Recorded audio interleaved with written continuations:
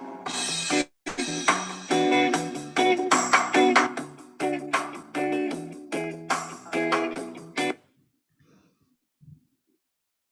Kristen Gall, and today we're going to be talking about the trials of Nina McCall. In 1918, we were in a war. Were we? Yeah, we were. We were in the Great War. It was still known as, not yet known as, World War I.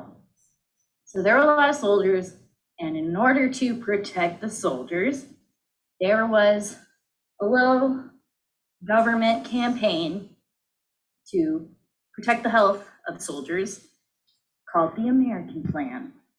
Essentially, the American Plan is responsible for a lot of good things that we have today, like sex education in schools, in public schools. But it also was a nightmare for Nina McCall, who was an 18-year-old virgin who was just leaving the post office one day in 1918 and got arrested on suspicion of being promiscuous.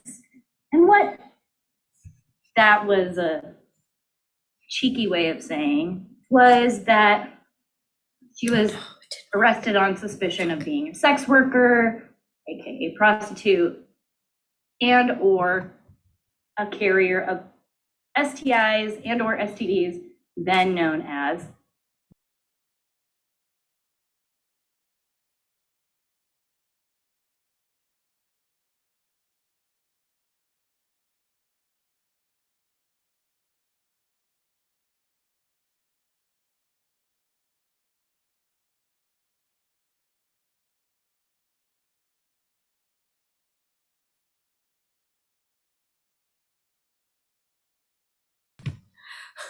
Oh my God, was I still muted?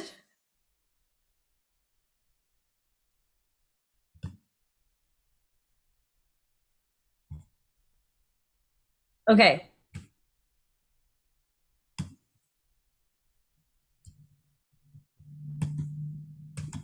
a prostitute and or a carrier of STIs and or STDs, then known as VD, aka venereal disease. So, Nina McCall, walking out of the post office, 18 years old, has never had sex before. She gets arrested by her friend's dad, who's a cop, and who knows her, and basically says, "You got to come with me, young lady. You got to go and see the health inspector." And what do you even say to that if a cop comes to you and says, "You got to come to me"? Nope. What do you even say to that if a cop comes up to you and says, "You got to come with me"? And she's barely an adult. She's basically still a child. And so she does what any reasonable child would do. She runs home, tells her mom, and her mom is like, "What the fuck?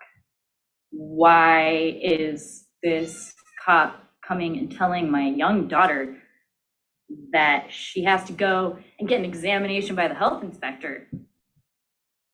And so she goes to the cop with her mom, Nina McCall, and I guess Mama McCall, and they go to the health inspector together, all three of them, the cop, mom, and Nina, and they all go together. So basically, the American Plan, essentially, it was created to protect the soldiers from venereal disease, is what it was saying it was there for. But in practice, it really just became a way to lock up young, innocent women who may or may not have had sex. It really doesn't matter. But without proof of ever having sold sex could get arrested and get taken in and basically be subjected to a forced medical examination. And Nina was subjected to this. Her mother was there, and the health inspector said that she had a bit. She had a mild case. She had some VD essentially. So the health inspector didn't know shit. And when Mrs. McCall called him out and basically said, okay, does my daughter have a venereal disease or not?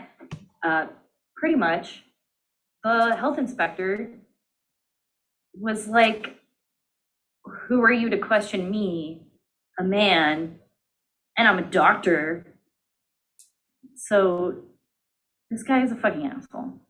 And essentially, he locked Nina McCall and plenty of other women up in what they now call, or what is called a detention hospital. And basically it means a prison that they're calling a hospital, so that they can lock you up without due process. Nina McCall, however, she got out eventually. These laws lasted until the 1950s, and some even lasted in some places until the 60s and 70s. But sometime in the 50s, she got out and she sued the government, and she lost. And then she sued them again, and she lost. But then she sued them another time, and she lost. So, you know, I think that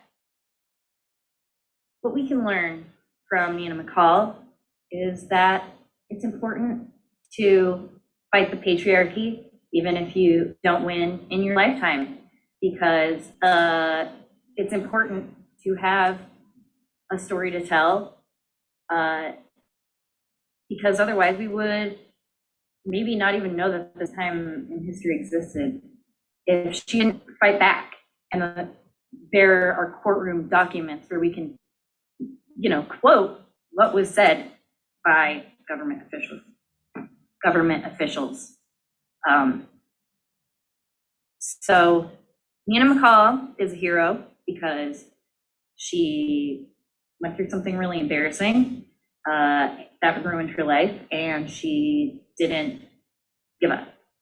And because of her, we know this terrible time in history existed, and it happened really recently, and she didn't really ever get justice. So yeah, fuck the patriarchy. That's why I'm an angry feminist.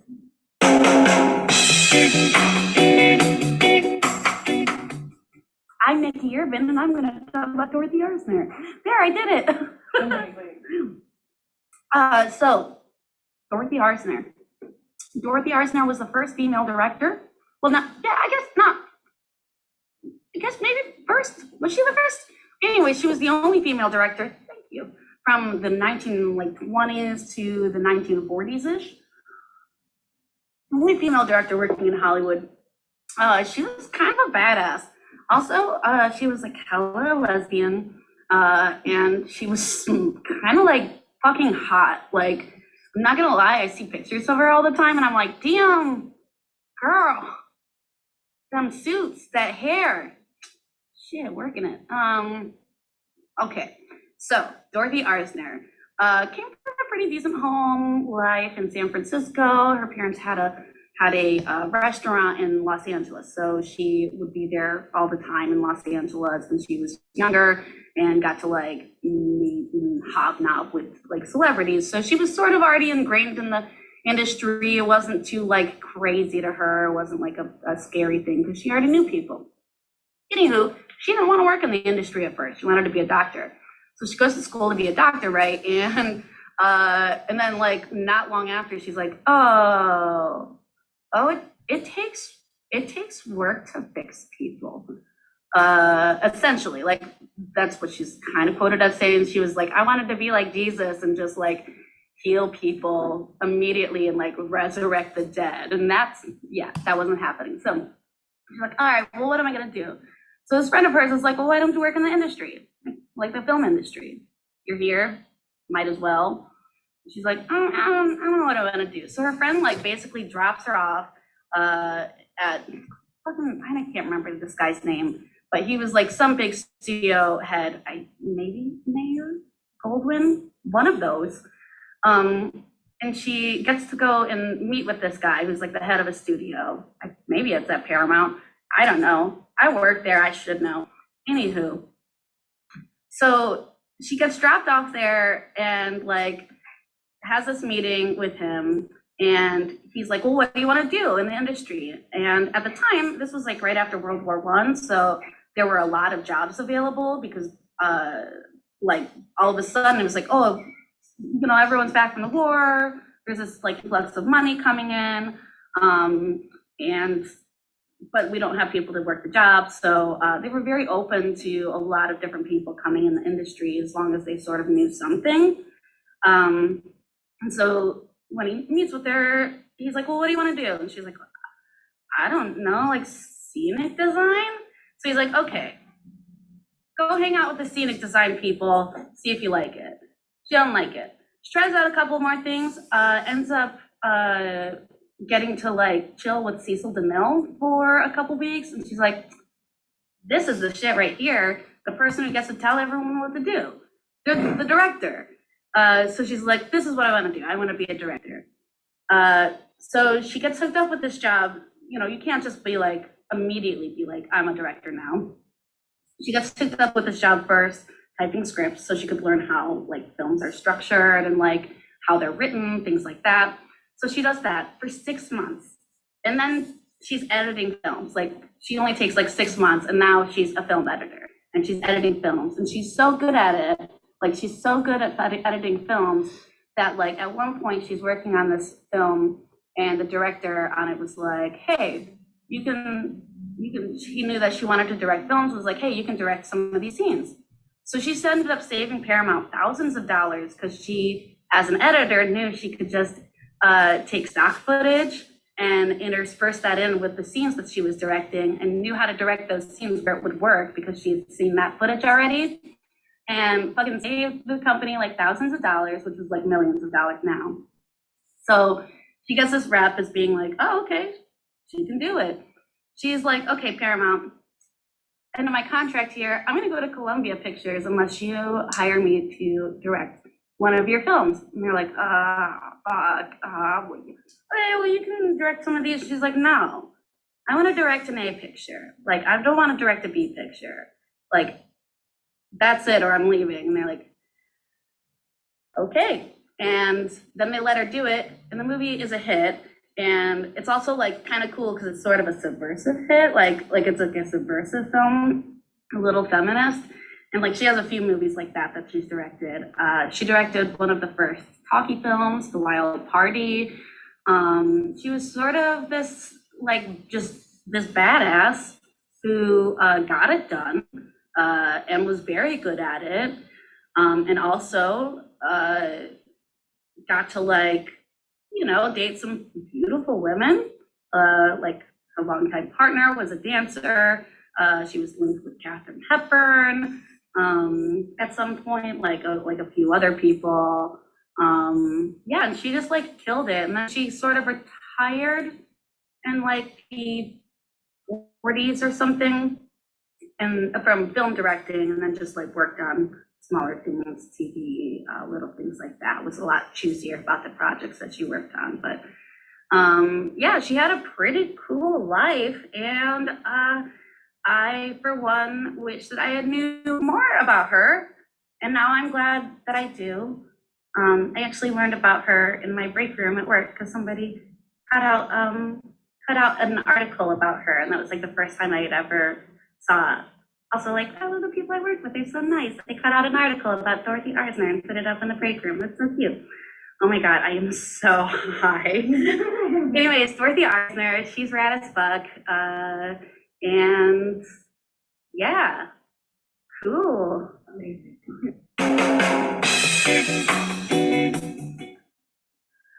Here is the origin story of Tina Turner as I understand it, according to Oprah and Wikipedia.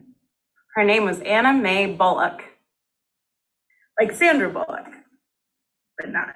And she is kind of a little bit of a musical prodigy. She's singing in church all the time, and people are like, that little girl can sing. And she starts hanging out at this club when she's like 16, 17 years old, because apparently she had no parental supervision. When I was 16, I was told to go home, do my homework.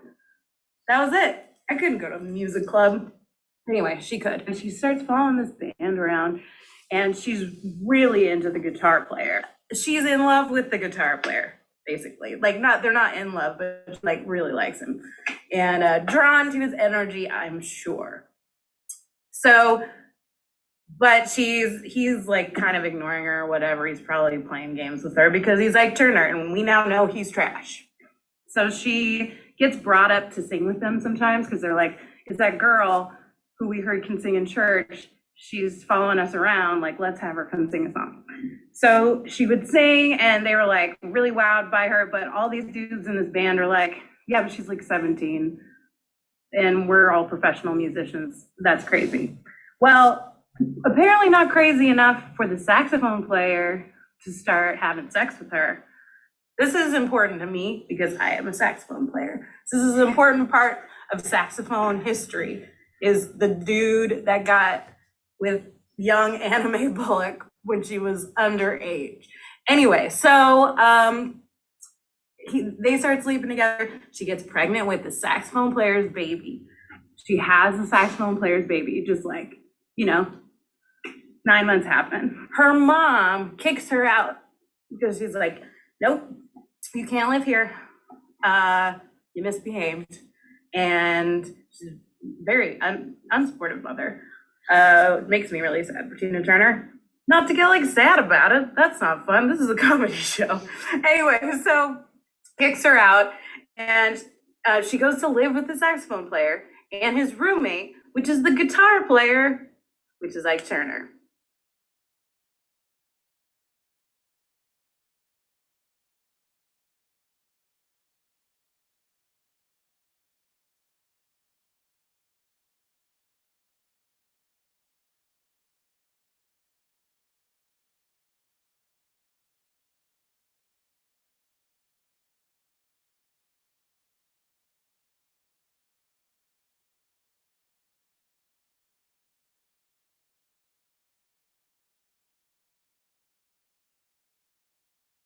To this guitar player, but I'm banging the saxophone player.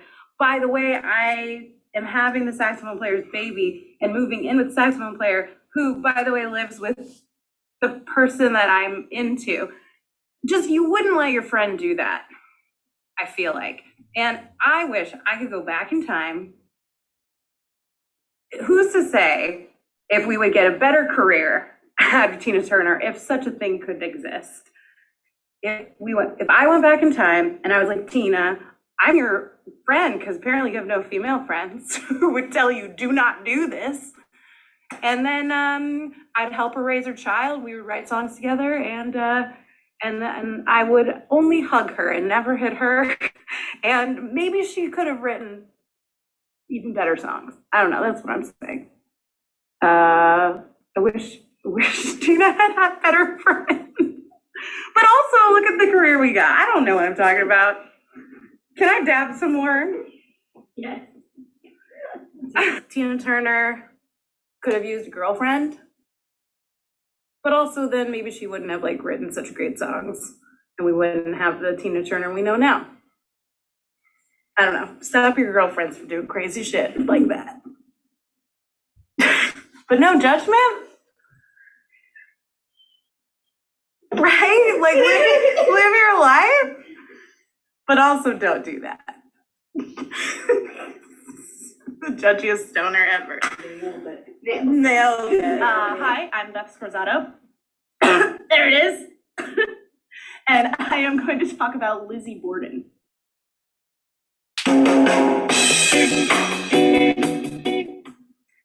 So Lizzie Borden is famous from like the nursery rhyme and the murder, obviously. On August 9th, no, 4th.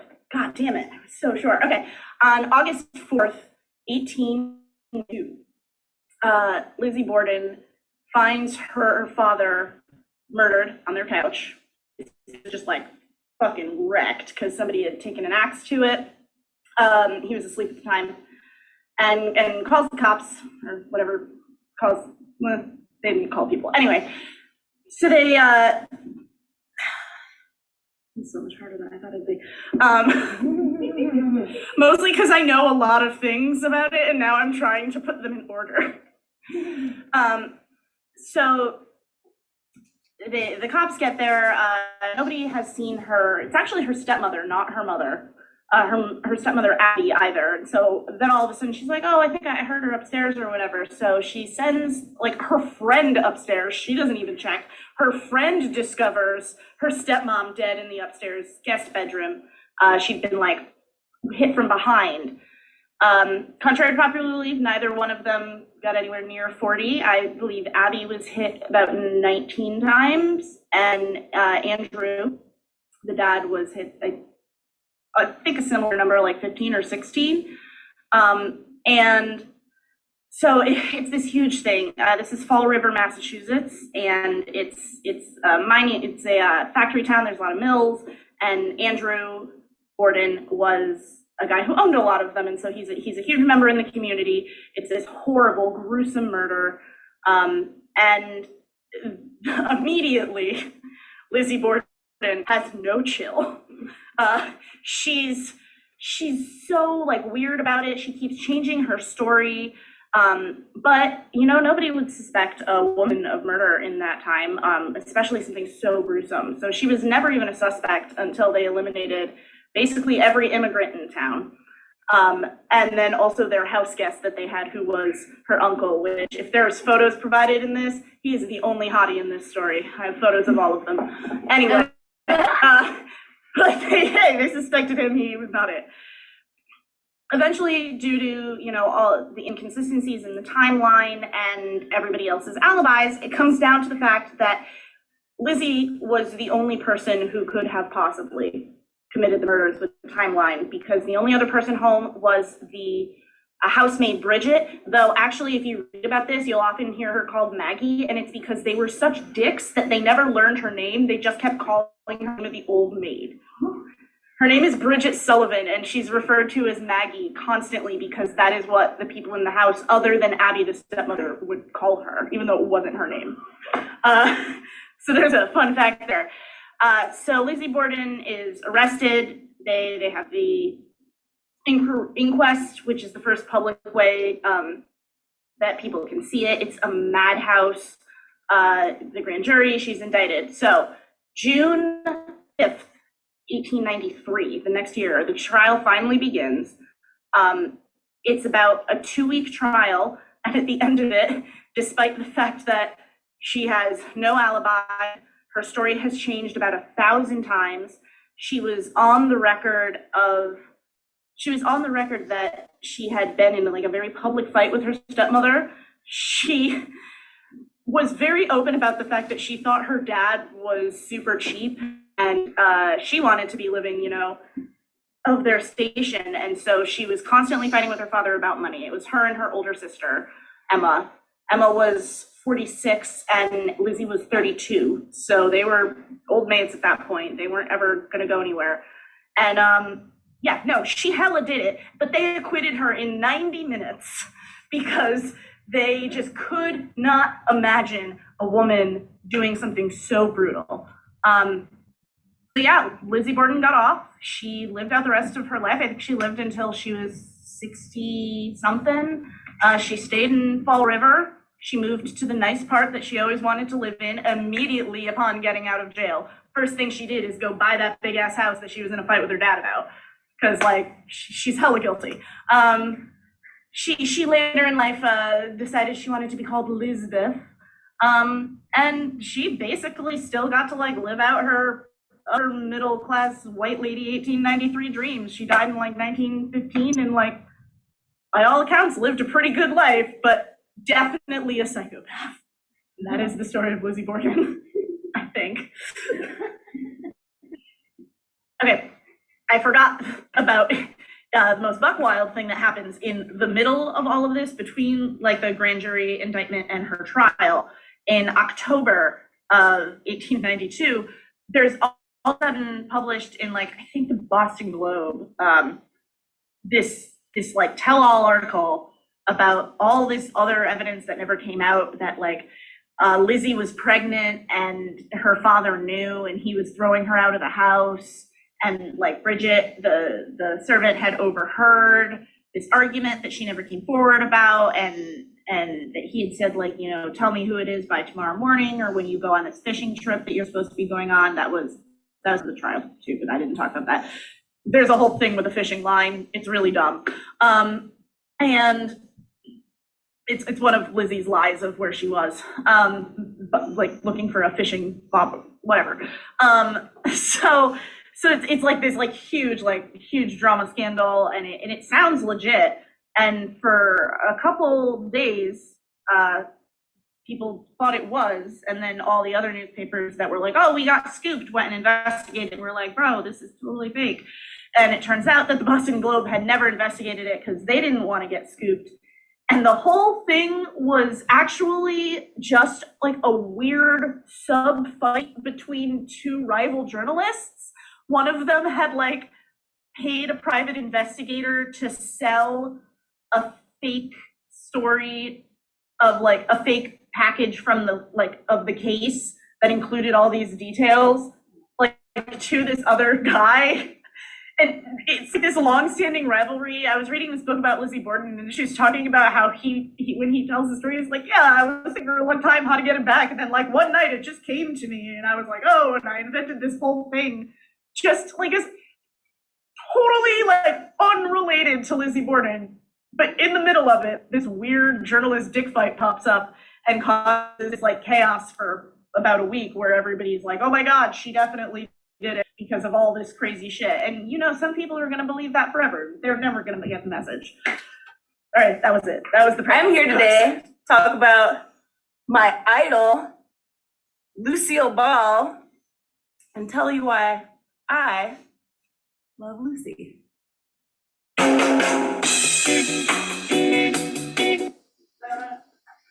Ba-da-da-da-da-da. Woo! So Lucille Ball is like probably the coolest queen of all time. She was like a total jack of all trades. She like truly did it all. She was like singer and chorus lines. She like acted in full-length movies. I think she, oh no, the weed is hitting. Here we go. Buckle in. Like, I hope you guys are all along. This is gonna be a bumpy ride. Whew! She started acting. She got sent to acting school because her mom's like, you're trying to fall in love with like boys at 14? I don't think so. Go act. And they're like, at acting school, they're like, yeah, you can't act. You're never gonna be an actor. And then bam, she gets like all of these like roles in movies and stuff. And then like, what else she does? She's like starts her own like crazy like radio show, and people like love her like radio show about being a housewife much that they're like, oh snap, you have to we want more of you. We want to see this we gotta put it on TV. She's like, yeah, I'll do that. Cool. Well, I'm gonna use my real husband then. Is that chill? And they're like, no, because he's like Cuban, right? So interracial relationship, we're not ready for it yet. And she's like, okay, great, I'll start my own production company. Bam, Desilu Productions. And what happens? I love Lucy, huge hit. People love it. Kids are naming their cats after her. Probably. I did. Because you get it. So this spins off, and I Love Lucy is great. She gets like, I mean, like, they, like, well, because if you think about it, because they're TV tropes. It started with her. Stay with me here. Okay, live studio audience, thank you. The gym, originally, Lucy with the, I mean, come on. She was like the first woman who got to be pregnant on TV. She was like, oh yeah, I'll just hide it. Like, no big deal. We don't need to stop production. Keep it going. I'll carry this wacky basket. And thanks for making me carry a fucking basket because I'm pregnant. Gets her kid on the show. I feel like we went backwards. We jumped forwards. Not all of the, she's got some spin-offs. They're not all great. How are we? Most of them were great. Yeah, let's smoke some more. Okay, Yeah, cool. Lucy. So she had her kid, right? And he was on. Yeah, little Ricky. Oh, he's the cutest little baby Ricky. They were like, it was back then, it was even crazy to be like putting like a husband and wife together, like as a like family, even they had like separate beds and stuff. But she was still like, yeah, I'm gonna have that yeah, I'm gonna have that You can do it. yeah, I'm gonna have that interracial relationship on TV and set an example for other, you have to break the rules to make the rules. We're all along for this ride. Oh God, got real high. It's like this like light is shining down on me and like this light from outside and like it's like shining so beautifully on you guys, but I'm like looking at myself drown it.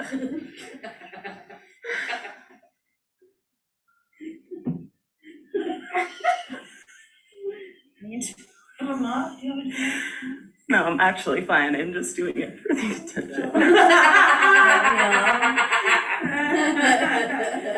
That's true.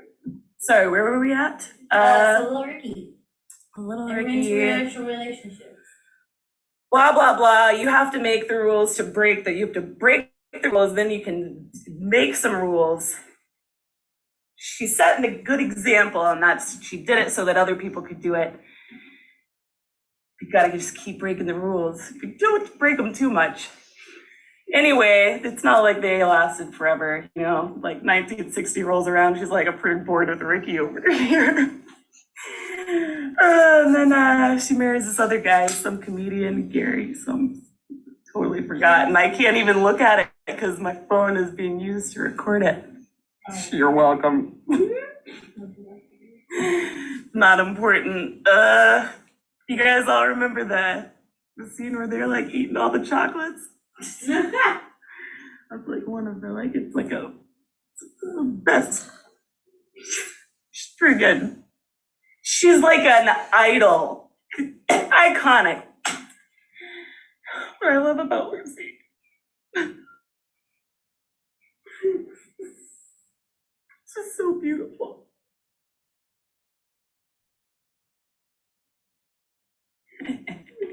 Or whatever.